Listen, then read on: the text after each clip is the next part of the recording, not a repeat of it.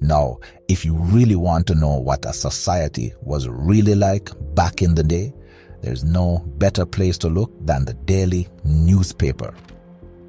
You see, history books are sanitized and historical narratives can pretty much say anything you want them to. However, the newspaper captures life.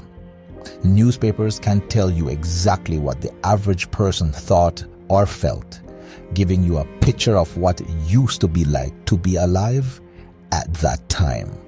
In this video, we are going to look at how the evil practice of slavery was reported on and dealt with in the Montreal Gazette, one of the era's most prominent newspapers, a newspaper that is still in operation to this day. By looking at the classified ads that were placed in the Montreal Gazette, specifically regarding the capture or sale of slaves, we can get an everyman's view into what daily life was like and how enslaved peoples were actually perceived in Montreal in the 1700s. The Montreal Gazette started off as a bilingual publication in 1785, founded by Fleury Mesplet. It was a key medium for broadcasting local news, royal announcements, church news, and local events, including both celebrations and auctions. The Gazette's influence on public opinion is undeniable. By examining its archives, we can shed light on the societal norms and the attitudes of that time. Surprisingly, just 20 years after slavery was abolished, there was a widespread lack of awareness across the Canadian provinces. You see, most people had the misguided idea that slavery had never existed in the region. One notable historian, Francois Xavier Gagnon, even went as far as claiming that slavery was non-existent in the French colonies. In truth, the enslavement of blacks in Quebec spanned over 2 centuries, from about 1628 to about 1834, even though it wasn't officially sanctioned until 1689. Let's look further at how involved the Montreal Gazette was in all of this. On August 25, 1985, the Montreal Gazette published a retrospective piece looking back at the past. It was titled Beginnings of Advertising in the Gazette. This was published as part of the 200th anniversary of its first bilingual edition. This article celebrated the long history of advertising in the Montreal Gazette. It also reflected on the evolution of media and communication over the past 2 centuries. Now, interestingly, this article also reprinted the original 1778 statement of intent by Fleury Mesplet when he launched the Gazette. The statement of intent is essentially where the founder of a paper clearly explains their goal for starting the newspaper in the first place. Now, in his words, his goals for the Montreal Gazette when he started it included, as he put it, the facility of giving notice to the public at any time of the sale of goods, of merchandise, movables, houses, lands, beside the conveniency of advertising for lost effects, slaves deserted from their masters, the want of clerks or of servants, and many other things.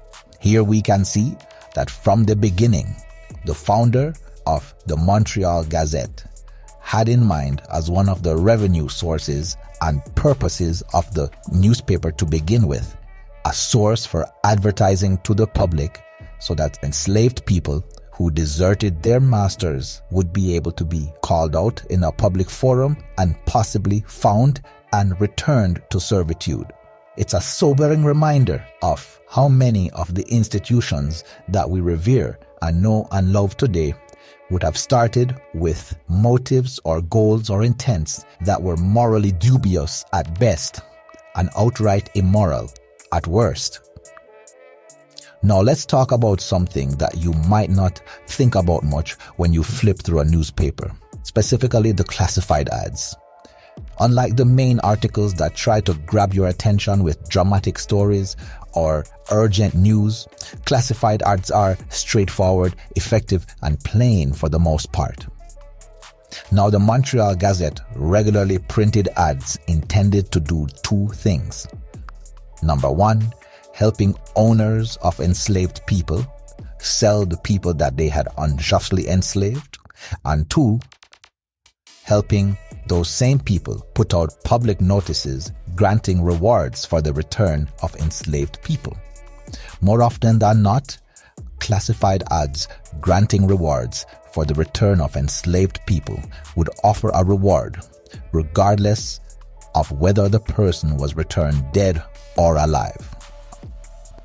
Now, these classified ads are valuable because they can give us great insight into what life was like and how the average person in Montreal at the time would have thought and felt, and how enslaved people would have been seen socially at that point.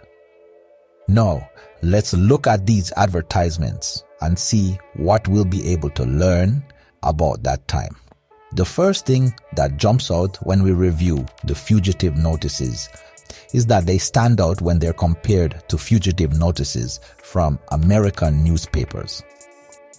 One of the major differences is that the American fugitive notices in the classified ads had a way more mention of the physical marks of mistreatment that were on the escaped enslaved persons. It's well known that slave owners used to brand enslaved people with hot irons and other harmful implements as a means of either marking them as their property or punishing them for some previous misdeed. This is not disputed. However, no fugitive notice in the Montreal Gazette makes any mention of any skin markings. This makes us wonder whether or not that simply was just not common practice in what they called New France at the time, or whether this was simply left out of the classified ads. Some people theorize that based upon how small the amount of enslaved people in New France were, they didn't need to go into such grimy detail because it wouldn't be hard to spot an enslaved person who's out and about. Author Daniel Meaders describes the American classified ads like this.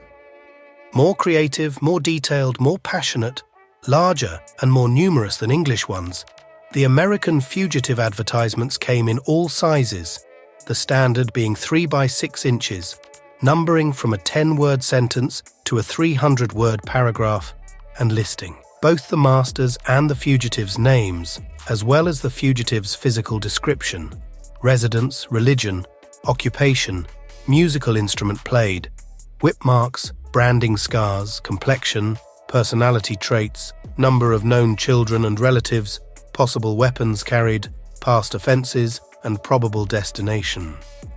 Another insight that we can get from studying these classified ads is a contrast between the slave economy in Canada versus the slave economies of the Caribbean, South America, and the United States. You see, in the United States, the planting of cotton and other cash crops was so much a part of the economy and such an organized industry that they needed a ton of labor to be constantly supplied so that the production machine could keep on going. In Canada, that sort of infrastructure did not exist. There were no cash crops that the colonizers at the time needed to be able to grow through the use of a large amount of imported labor. As a result, you will find that enslaving people would have yielded less financial returns than one could have looked to earn in the United States. As a result, in Canada, black enslaved people were more used on the domestic servant side. Their help was more needed in and around the house and in and around individual business places. This stands in contrast to the Americans, who needed large amounts of predictable labor. Now, since in Canada the needs were different, the motive for owning an enslaved person at the time would have been more of a status-seeking exercise, not necessarily to make a profit. seeking to own an enslaved person was more an indication of where you stood in society than it was an indication of your entrepreneurial savvy.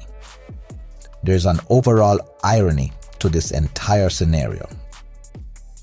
You see, enslaved people alive during this time would have faced difficult choices.